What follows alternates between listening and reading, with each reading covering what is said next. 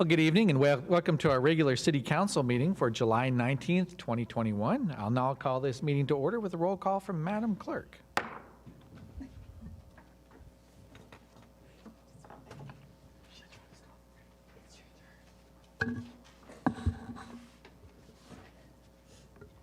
Miller, Here. DeBoer, Cruz, Here. Harding, Here. Dara, Here. Sires, Here. Dunn. Here. Councilmember DeBoer absent, Mr. Mayor.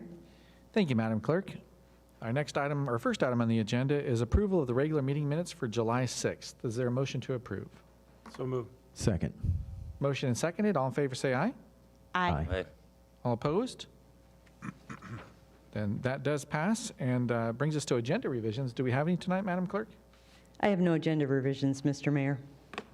Okay, thank you. Next on our list is a public forum where speakers will have an opportunity to speak for up to 5 minutes on topics germane to city business. Does anyone from the gallery wish to speak in public comment tonight?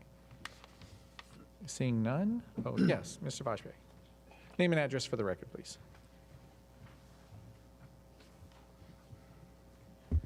Ishan Vajpayee, 3831 Convair Lane. As you know, I represent individuals who form the Concerned Citizens for College Hill, and today in public comment, I want to touch on the consequences suffered by the citizens of Cedar Falls when there is a lack of due diligence done by the city with respect to real estate development.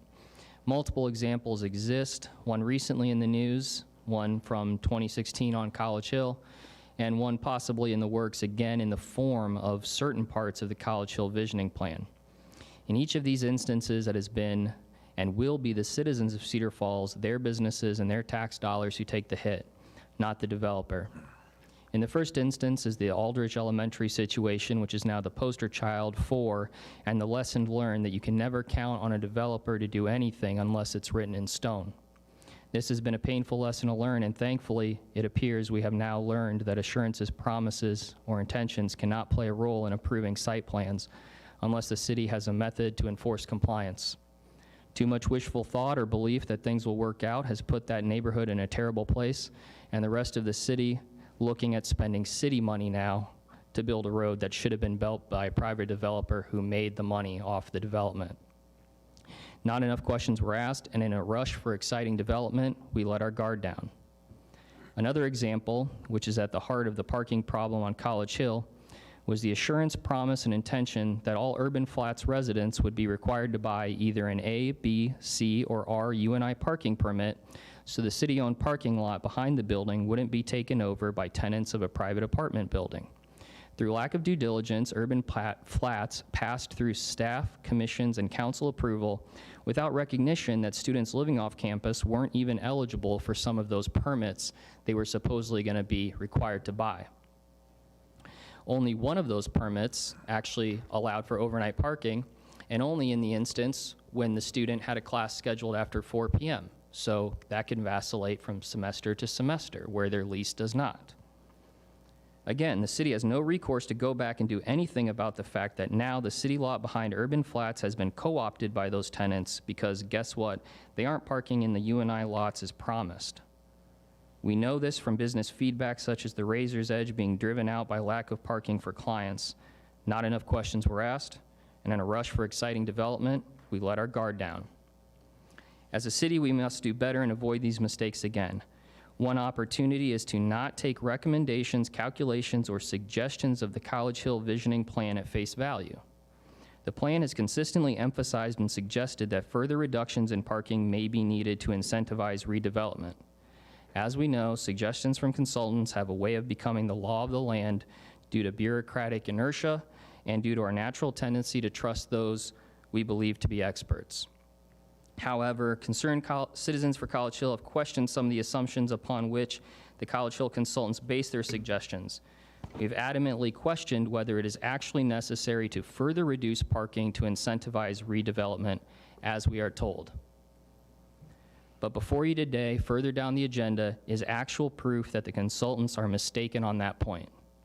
A developer is moving forward with a multi-use commercial apartment building at 2119 College that will provide parking according to the current code. Redevelopment under the current rules is clearly possible, and it is happening. This development and request for tax abatement in front of you is proof positive that further reductions in parking aren't needed. There are other, more responsible ways of incentivizing redevelopment, such as the tax abatements, that don't commit the city to one thing or another in terms of a building going up without parking, and then you can't tear it down, and it's done forever. So apparently, redevelopment is possible on the Hill without further reductions in parking, and I just urge this body to keep that in mind when evaluating any further recommendations to reduce parking, which I'm sure will be forthcoming. Thank you. Thank you, Mr. Bajaj. Does anyone else from the gallery wish to speak for public comment? Okay, and on Zoom? We have TJ Frine. Mr. Fry, name and address for the record, please, sir. You have 5 minutes. TJ Frine, 1319 Austin Way.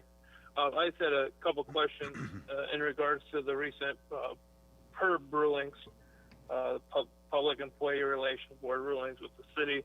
I was questioning if the city plans to appeal those rulings, what kind of cost is associated to the taxpayer for either filing or attorney's fees, or how, if we have an estimated cost for an appeal, and also if we have a cost for all of our attorney's fees associated with the original complaints with the city. Thanks. Thank you, Mr. Fry. Turning that over to staff, I wouldn't have that info, but can we speak to that at all for the PERB ruling appeal or in appeal? There are two separate cases. One has been appealed, the other has not. We don't have an estimate of legal fees incurred to date and no estimated fees, but I can get that information for you, Okay, Mr. that'd Mayor. be great. Thank you. And I'll provide that back to Mr. Fry as requested. Okay, thank you. Anyone else from gallery? Or Yes. from Zoom? Michael Dajid. Okay. Hope I said his name right. So, yes, sir. Michael, name and address for the record, please. And you have 5 minutes.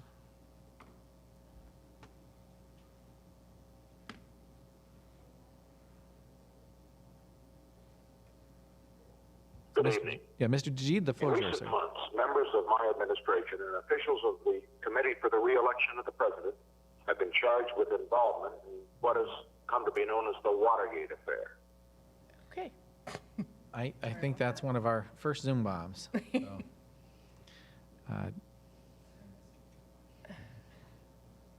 okay. Well, all right. So on that, We have one more that's been up and down. Do we try him? Stephen Lakeshire? Might be the same thing. yes. So Mr. Lakeshire, name and address for the record, please.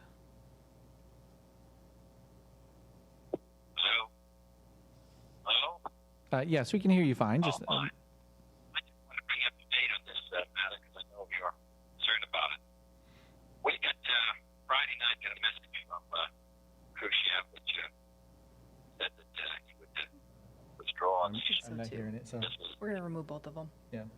So both are removed. We don't. We've heard this as well. We don't believe that this is a valid question or comment. So yes, please remove those. Thank you. Any other from Zoom tonight?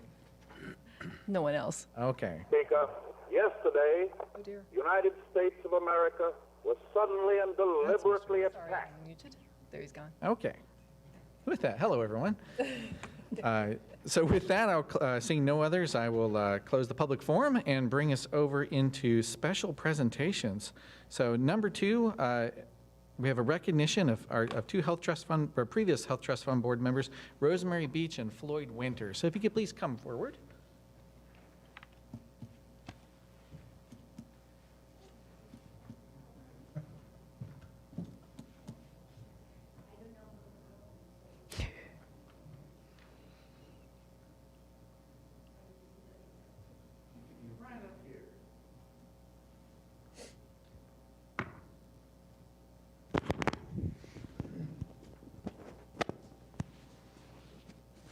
So with COVID, we've not been able to have in-person meetings, and so it's been very difficult to give in-person presentations. But for you both, having served on the Health Trust Fund Board, and recently having left, and also from last year having left, due to your time and service, and also the service that you've given to the city over many, many years. I would say for Mr. Winter, July 2005 was when you started on Health Trust Fund and left in July of this year for 16 years, but innumerable service before that.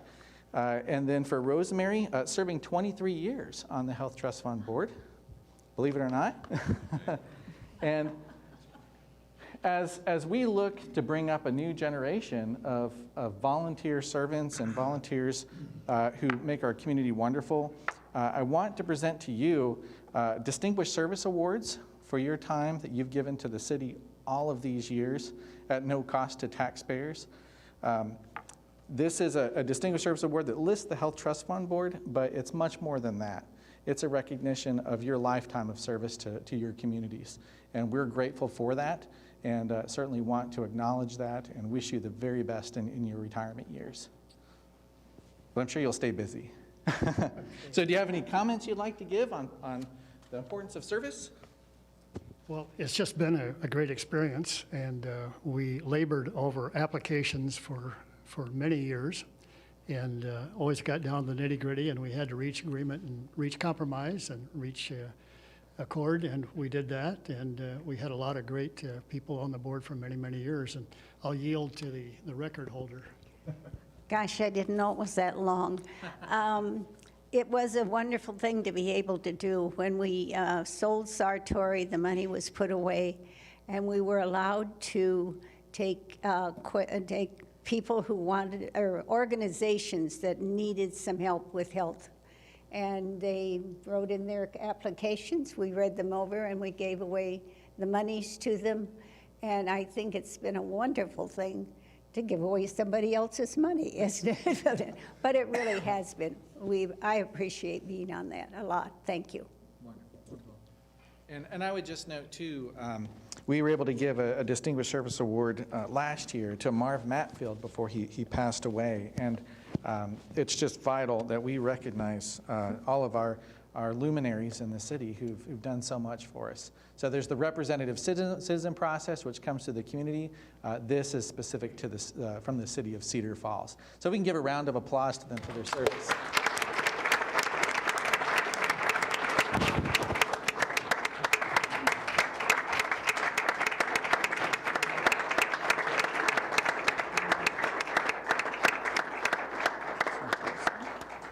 And Rosemary? Thank you. Appreciate it very much. Appreciate You're it. welcome. Thank you very much. Thank you all.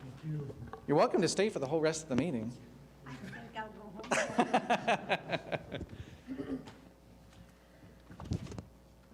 And then next, we have a proclamation, my mic here again, for National Night Out, Tuesday, August 3rd, 2021. And if Chief Birdie could come forward for this, he's going to receive it on behalf of the Cedar Falls Police. It says, National Night Out. Whereas National Night Out was established in 1983 as an annual community building campaign to promote police community partnerships and neighborhood camaraderie to make our neighborhoods safer, more caring places to live.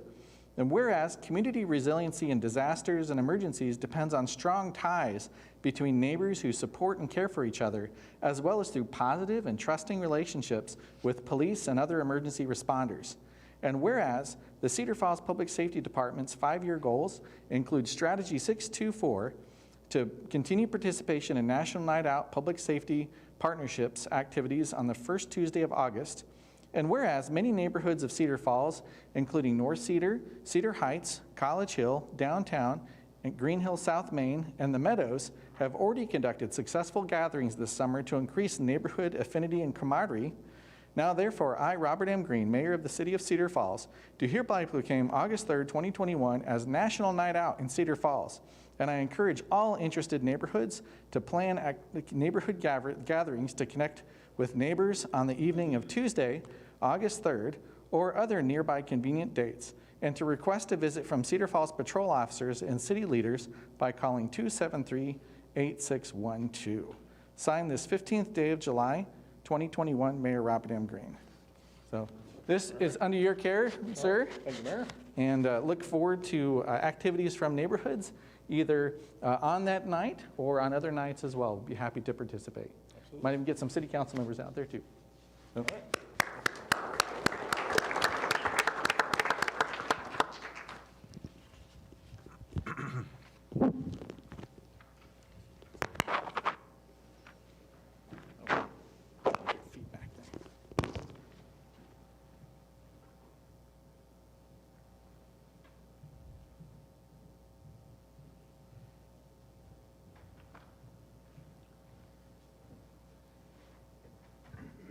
So now, under our special order of business, we have item 4, which is a public hearing on a proposal to enter into an agreement for private development with CV Commercial LLC relative to a commercial residential mixed-use development. Is there a motion to receive, file proof of publication? Second. Motion and seconded. All in favor, say aye. Aye. Opposed? Madam Clerk, do we have any written communications filed? I have no written communications on file, Mr. Mayor. Okay, thank you. And for staff comments tonight, we have Shane Graham. So the floor is yours, sir. Thank you, Mayor. If council might remember, back in June of 2019, City Council approved a site plan for a new 5-story mixed-use commercial residential building at 2119 College Street. It borders College Street and West 22nd Street for a new multi-story commercial on the first floor, residential on the second through the 5th floors. They are ready to proceed with the project now. There's been some halts and delays in the timing due to COVID and some other things, but they are ready to move forward now. There are 2 existing buildings on the site now, 2 multifamily residential buildings. They are looking forward to tearing those down here yet this year and then begin construction of this new project starting next year. This project does fall within the College Hill urban renewal area, which is eligible then for incentives per past practice. The policy is for any development that increases the taxable value by more than 50% with a minimum investment of $200,000 is eligible for up to a 5-year tax rebate on 100% of the increased valuation that the project does incur. For this project, they are anticipating approximately $5 million investment, which is well more than the minimum criteria. So staff would recommend approval of the development agreement, which does include the 5-year tax rebate at that 100% increased valuation. Okay, thank you, Mr. Graham. And then moving into public comments, does anyone from the gallery wish to speak on the item? Seeing none, oh yes, Catherine Sogard. Name and address for the record, please, ma'am. Catherine Sogard, 330 Columbia Circle, Waterloo. I'm the executive director of the College Hill Partnership. As many of you remember, several iterations of this project were discussed in depth by the City Council and Planning and Zoning Commission. Our organization had the honor of participating in these conversations and composed several letters, including a letter on December 6, 2018, with the support of the plan of the majority of the board's support, which later passed through Planning and Zoning Commission and City Council. As stated in the letter, the CHP is, quote, the CHP is supportive of this development and believes it will fit into the city's 2020 strategic comprehensive plan for the College Hill Overlay District. Mixed-use development such as this helps encourage high-density and lower-level retail space, which achieves several goals laid out in Aims 1.1, 1.2, and 1.3 of the Cedar Falls 2020 plan. In addition, this, end quote. In addition, this development encourages density close to campus, which hopefully will promote stabilization as you move into the lower density residential areas of the College Hill overlay. This being one of the big ideas voiced by the public during the public meetings and located in the council-approved Imagine College Hill vision plan. We're very excited about new development on the Hill. We currently have hardly any open retail space, so this is an opportunity for economic development on the Hill. Thank you. Thank you, Ms. Sogard. Anyone else from the gallery wish to speak on the item? And then into Zoom? Nothing in Zoom. Okay, so I will consider the public hearing closed on that item and bring us to item E, which is a resolution approving the proposal to enter into an agreement for private development with CV Commercial LLC relative to commercial residential mixed-use development. Is there a motion to approve? So move. Second. Motion and seconded. Open for council discussion. Mr. Mayor, Yes, Councilor Sires? I did a little bit of research today with the people I know on planning and zoning, and they said it had been about 2 years ago that they'd gone through this stuff. And from what they could remember, everything was fine, so I don't have any problem with the building at all. What I do have a little bit of an issue with is we raised taxes on all of our citizens here just about 7 months ago. And for me to go ahead and say, we want to help a developer build a private project, that's where it turns not so good for me. I'm for the building, but I'm not for the tax abatement. I know they call it urban renewal. I've been to some places, New York City and other places where they need some urban renewal. And I just don't think that fits. I would like to see the building pass, but I'd like to not see our taxpayers pay some of the burden of it. That's all. Thanks. So the item before us tonight is that agreement for private development, which would include the 5-year, is that the primary purpose of it, is the 5-year tax abatement? Correct, yes. The development agreement spells out what they're going to do on their end and then what we will do on our end. Okay. I have a question.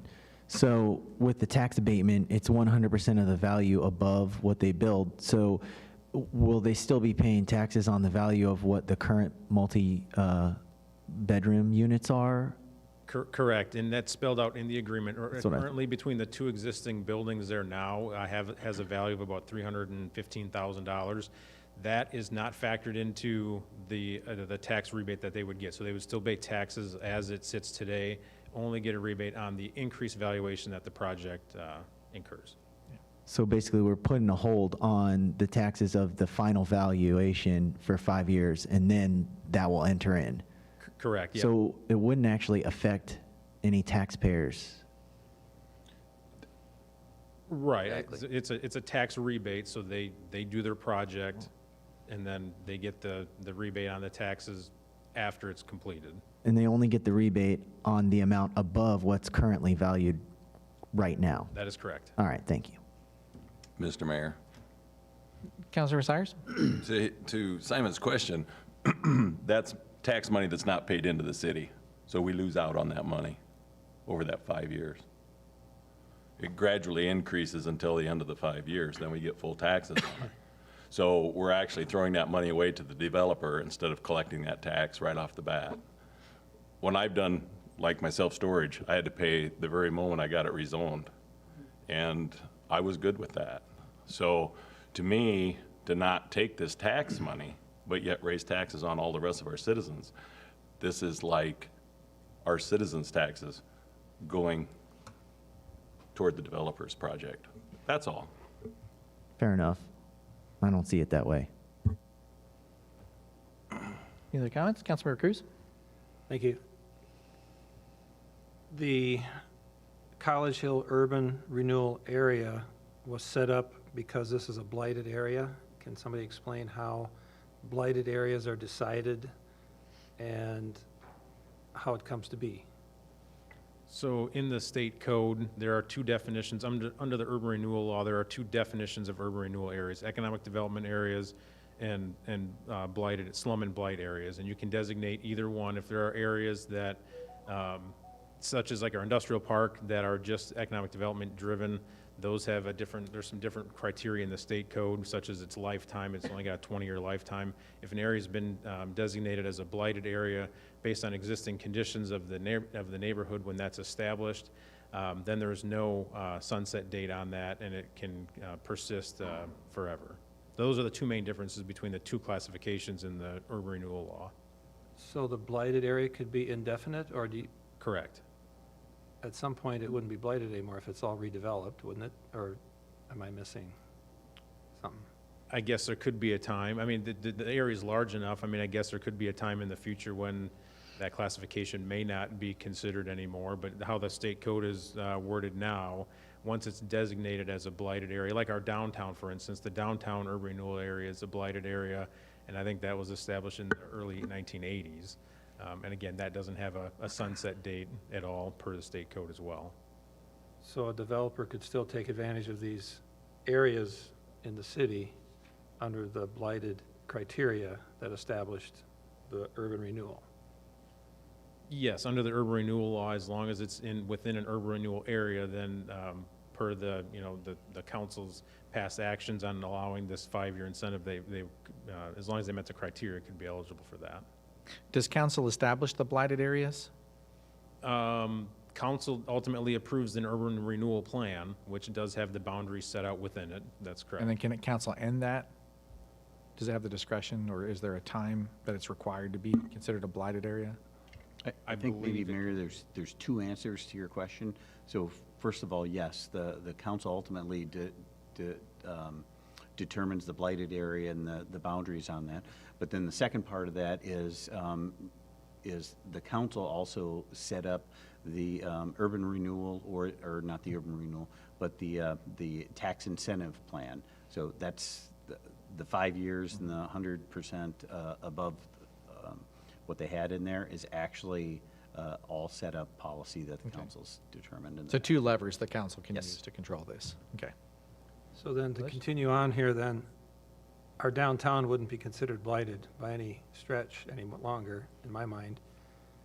So to Mr. Gaines' point or comment there, that even though it's considered blighted indefinitely, that's the way I understand, we would change the percentages of rebates or lengths of time. Is that our lever that you're describing to say? So the you don't council need could it anymore? determine a different incentive package. Maybe the council decided, hey, you can have 100% over that for 10 years. Maybe you can have 30% for 3 years, whatever those parameters are. Those have been some long-standing parameters that the city council has had, and we still continue with. We kind of generally just go over those in goal setting every year, saying, hey, is this still what we want to use? So. And then at the same time, we have to be competitive against other cities and statewide and nationwide to draw businesses here. Have we evaluated those nationwide? Like, are we competitive? I mean, that might be a referral that we could look at possibly. Yeah. Okay. I believe at goal setting, we had talked about that we were actually low, we had less incentives than most other cities in Iowa, but.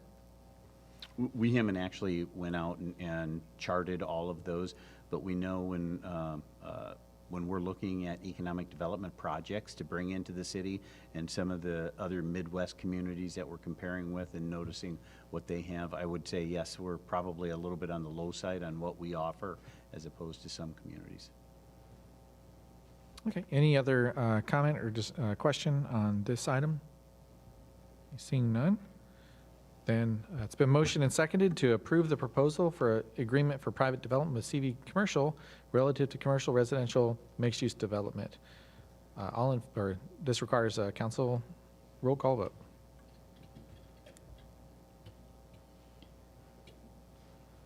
Five voting aye, 1 voting nay, Mr. Mayor. Thank you, Madam Clerk. For item 5 is a public hearing on proposed plans, specifications, form of contract, and estimate of cost for the 2021 CDBG sidewalk infill project. Move to receive and file proof of publication. Thank you. Second. Motion and seconded. Any discussion? All in favor, say aye. Aye. Opposed? We now have Dave Wicke to give the staff presentation. Oh, excuse me, Madam Clerk, do we have any written communications filed? I have no written communications on file, Mr. Mayor. Thank you. Now we have Mr. Wicke to give us our staff presentation. Thank you, Mayor. Council, tonight's public hearing is for the 2021 CDBG Sidewalk Infill Project. The CDBG Community Development Block Grant Fund project consists of constructing Portland cement concrete sidewalks, infill areas where there's currently no sidewalk, and along with that work would be pedestrian ramps, some curb and gutter work where required. And this is to meet the requirements of the American with Disabilities Act. The estimated cost for this construction is $176,242.53. Due to updated federal and state requirements that are required for this project, for this public hearing, we'll need to keep this public hearing open through to the next council meeting, August 2nd. Okay, thank you. So I will open up that, or public hearing. Is there anyone who wishes to speak on this item from the public? Seeing none in the gallery? Nothing in Zoom. On Zoom. So as I understand it for Mr. Rogers, being as the public hearing needs to stay open, then would we just cut it off as is now without council discussion and then come back in the next week, finish out the public comment, and then go to council discussion? I believe so, because council can't act on it until the public hearing's closed. Right. Okay. So with that, we will keep that public hearing open and move on to item number 6. So this is a public hearing on the proposed plan, specifications, form of contract, and estimate of cost for the 2021 sidewalk repair and infill project. Motion to receive, approve of publication? So moved. Motion and seconded. Discussion? All in favor, say aye. Aye. Opposed? Madam Clerk, do we have any written communications filed on this item? I have no written communications on file, Mr. Mayor. Okay, thank you. So tonight we have Mr. Tolan giving staff comments for this. Mr. Tolan, the floor is yours, sir. Thank you, Mayor Green and City Council. Tonight's public hearing is for the 2021 sidewalk repair and infill project.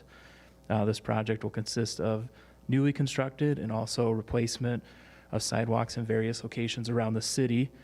In addition to this project, will include miscellaneous curb and gutter replacement, replacement for pedestrian ramps, and site restoration, all in the requirements to meet with the American with Disabilities Act. Total estimated cost for construction of this project is $190,958.10. The project will be fully funded by the general obligation bonds. Okay, thank you. And does anyone from the public wish to speak on this item? You seeing none in the gallery and on Zoom? None on Zoom. Okay. So I will consider the public hearing closed for this item and bring us over to item E, which is a resolution approving and adopting the plan, specifications, form of contract, and estimate of cost for the 2021 public sidewalk repair and infill project. Is there a motion to approve? So moved. Second. Motion and seconded. Open for discussion from council. Okay, seeing none, then this requires a roll call vote.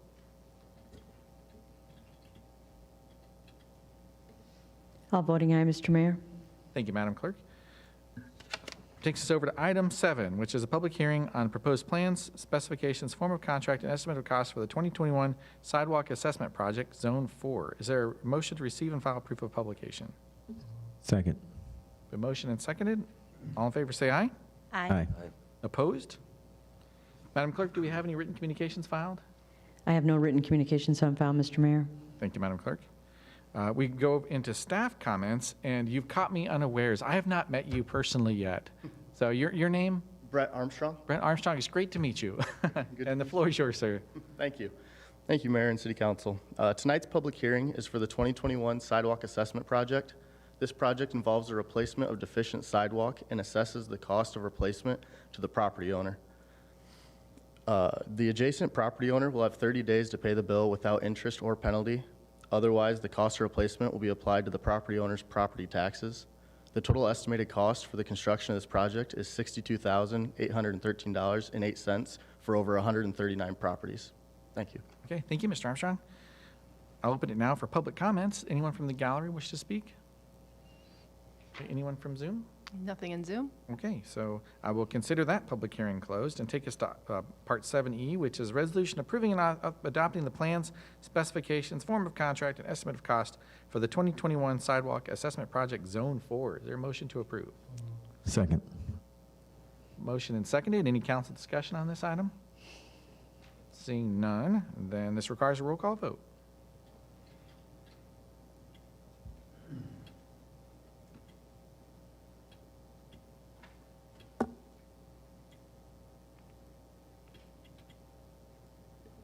All voting aye, Mr. Mayor. Thank you, Madam Clerk. Item 8 is a public hearing on the proposed plans, specifications, form of contract, and estimate of cost for the 2021 permeable alley project. Is there a motion to receive proof of publication? Second. Motion seconded. All in favor, say aye. Aye. Aye. Opposed? Then bringing us over, do we have any written communications filed with Madam Clerk? I have no written communications on file, Mr. Mayor. Thank you, ma'am. For staff comments, we have Mr. Wiki again. So the floor is yours, sir. All right, good evening again, Mayor, City Council. Tonight's public hearing is for the 2021 permeable alley project. This project involves installation of one full permeable alley and one concrete alley, and this work includes excavation and backfill of the area of the alley areas, removal of driveways and sidewalks, installation of subdrain, removal and replacement of Portland cement concrete curb and gutter, and other related work. Alleys are prioritized based on a number of factors, including operation and maintenance, priority age, trash pickup areas, public concerns, slope drainage, and proximities to existing stormwater sewer infrastructure. The total estimated construction for this project is $107,175, and this project's fully funded by the Street Construction Fund and the Stormwater Bonds funding. Okay, thank you, Mr. Wiki. Does anyone from the public wish to speak on this item? Seeing none from the gallery? Nothing in Zoom? Nothing on Zoom. All right, so I will consider that public hearing closed and take us to AD, which is resolution approving and adopting the plan specifications, form of contract, estimate of cost for the 2021 permeable alley project. Is there a motion to approve? So moved. Second. Motion and seconded. Any council discussion? Mr. Mayor, Councilmember Cyrus. this was for how many alleys, Dave? 2 alleys. One was the permeable and one was just regular concrete. What was the price difference on those two? The concrete alley is a half alley, and that priced out at $22,000, and the permeable alley is at $62,000. Okay. Does that permeable alley, does that ever fill in the cracks so that it doesn't work, or is there It something does that, require occasional maintenance to clean out the, in between the bricks. how do you do that? There's a sweeper vac type system that you can use, and it basically sucks out all that debris that gets caught in there. Okay. And it cleans it out and restores the permeability of those pavers. Okay, that was my question. Thank you. Any other council comments or questions? Okay, then it's been motioned and seconded and requires a roll call vote. All voting aye, Mr. Mayor. Thank you, Madam Clerk. So that takes us over to old business, which item 9 is passing ordinance 2992, amending Chapter 23, Traffic and Motor Vehicles of the Code of Ordinances relative to the speed limit on certain portions of Viking Road upon its second consideration. Is there a motion to approve? So moved. Second. Motion and seconded. Any public comment on this item? Or on Zoom? Nothing in Zoom? Okay, and for council discussion? Seeing no council discussion desired, then it's been motioned and seconded and requires a roll call vote. All voting aye, Mr. Mayor. Thank you, Madam Clerk. That brings us over to the new business consent calendar. These items will be acted upon by a voice vote on a single motion without separate discussion unless someone from the council or public requests that a specific item be considered separately. Does council wish to pull an item 10 through 12? Seeing none, does anyone from the public wish to pull an item 10 through 12? None from the gallery? None from Zoom? None from Zoom. Okay, so I'll read those items. 10 is approving the recommendations of the mayor relative to the appointment of members to boards and commissions. Phyllis Carter, Crystal Ford, and Rebecca Whitaker, thank you very much for joining us. Item 11 is receiving and filing Committee of the Whole minutes of July 6, 2021. And then item 12 is approving applications for beer permits and liquor licenses. Is there a motion to approve these items? So moved. Motion and seconded. All in favor say aye. Aye. Aye. Opposed? That passes then and brings us over to our resolution calendar, which is items acted on by a roll call vote on a single motion without separate discussion unless someone from the council or public requests that a specific item be considered separately. Does any council member wish to pull an item 13 through 22? Okay, seeing none from council. Any from the public in the gallery? Okay, none. And from Zoom? Nothing in Zoom? Oh, okay. So I'll read those items together. So this is item 13, resolution approving and authorizing execution of a client agreement with Express Scripts. 14 is a resolution approving authorizing execution of a estoppel certificate for Cedar Falls Solar Farm LLC. Item 15 is a resolution approving and accepting 3 temporary easements for the CDBG sidewalk infill project.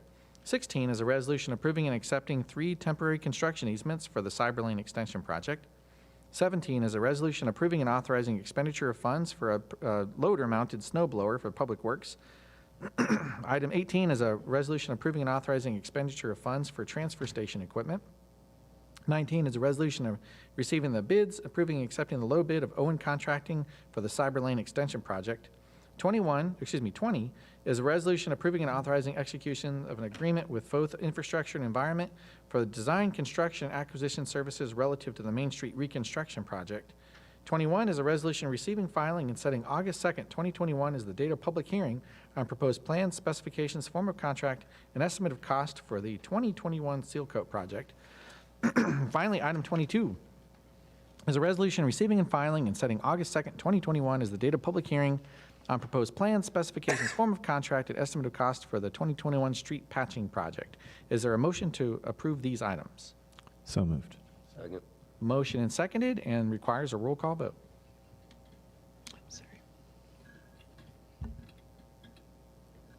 Voting aye, Mr. Mayor. Thank you, Madam Clerk. Brings us to new ordinances, which is item 23 is to pass an ordinance amending Chapter 23, Traffic and Motor Vehicles of the Code of Ordinances relative to parking restrictions in municipal parking lots upon its first consideration. Is there a motion to approve? So moved. Second. Motion seconded. Any public comment for this item? And any on Zoom? Nothing on Zoom? Okay, open for council discussion and questions. Seeing none, then it's been motioned and seconded and requires a roll call vote. All voting aye, Mr. Mayor. Thank you, Madam Clerk.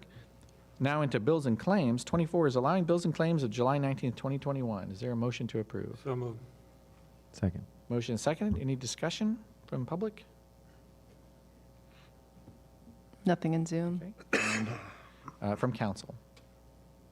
So it's been motioned and seconded and requires a roll call vote.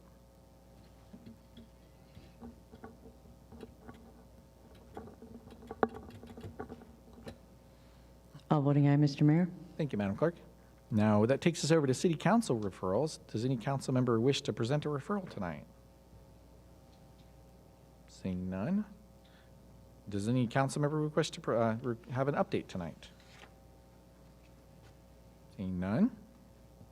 Staff, do we have any updates tonight? Mr. Mayor, if you recall, there was a resident that came up and was talking about some changes possibly made to First Street, and Director Schrage going to have a little bit of an update for that. Okay, thank you. Director Schrage, the floor is yours, sir. Sure, I think I think Denny has a map that he'll put up on the screen here. So on West First Street in the downtown area near Main Street, kind of the center of the picture there is Main and West First Street. There's a sign for eastbound traffic that says minimum speed 40 miles an hour ahead. That's the current sign out there today. And I know Mr. Gaines and myself have been in numerous conversations with the DOT staff in getting that modified and or removed, and removal is not an option. So what we came to an agreement with is that what we're replacing it with, and that will be, that will state freeway ahead, slow traffic must exit. So that is in hopes that drivers do not perceive that 40 miles an hour ahead sign to think that they have to speed up prior to that Main Street intersection. So the DOT does have that sign on order, and hopefully in the next couple weeks they can get that up. Okay, thank you, Director Schrage. Any other updates, Mr. Gaines? Okay. I would just put a plug in for, again, National Night Out, August 3rd. That'll be the Tuesday night. And there's still plenty of time to set up small events in your neighborhoods. If you would like to and want to close your street, the staff has come up with a simplified express permit for neighborhood block parties. So it's not the long form, it's a much shorter one. You can just Google Cedar Falls Neighborhood Block Party and the form will pop right up. Would love to have council, me, and public safety out at your event for positive reasons, not for negative ones on public safety. But certainly happy to engage with you if you would like to do that. So with that, that closes out our agenda for tonight, and I would entertain a motion to adjourn. So moved. Second. Motion seconded. All in favor say aye. Aye. Opposed? We are adjourned, everyone. Thank you very much.